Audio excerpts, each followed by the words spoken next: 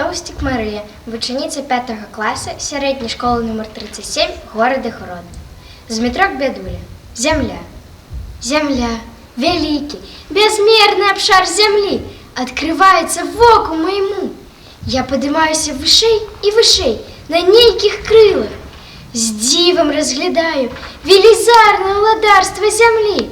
Як указцы несутся передо мной ширы этой земли. Як указцы несутся передо мной поры года. Святая зеленая весна, горячее золотое лето, сытная, богатая осень, блескучая, здоровая зима. И меняются фарбы, и меняются виды. Усё живе, всё рухается, шумить. Земля, мать наша, чуется заусюды и усюды твое теплое, животворное дыхание, которое медом по жилах разливается. Усе мы дети твои, и рослина, и живёла, и человек.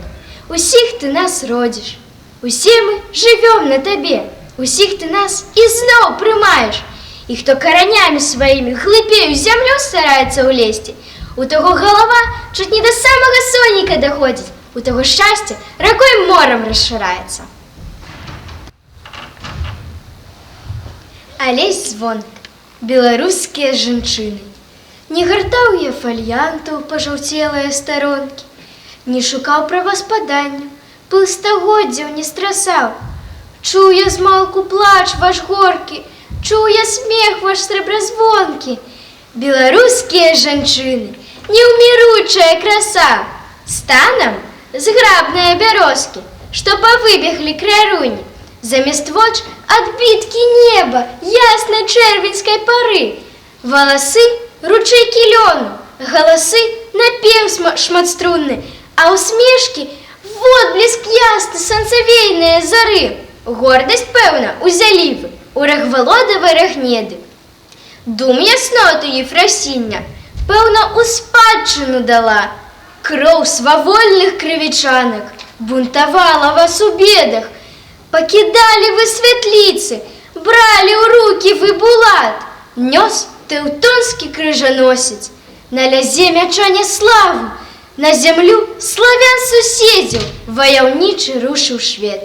Адгукаўся Яраслаўня, голас цвёрды Гарыслава, клікаў віцязяў у бітве затаптаць варожы след. Крывічоў зямля лясная не скаралася няволі, хоць не раз іх рот нязломны у пабоішчах палёг. Паланянкамі былі вы, а рабынями ніколі, хоць у гневе неразумным адварочваўся стрыбог. Колькі вы пакут зазналі, не зазнаў ніхто на свеце. Кветкі, браткі, ваши слёзы прарасталі па лясах. Сек няшчадна вам абліччы, ліхалеццяў снег ды ветер, а не звяла, не змарнела ваша гордая краса. Гнули спины вы ў прыгоне, жалі жыта радзівілам, пели песни немаўляткам пры лучыне ў позні час. Гадавалі великанаў, каб дужэў народ асілак, наливалася, каб сила незгінальная ў плячах. Вы зазналі дым і попел, спусташэнне лютых войнаў, хлеб з бядою или бядою, лёс салдаткі-удавы.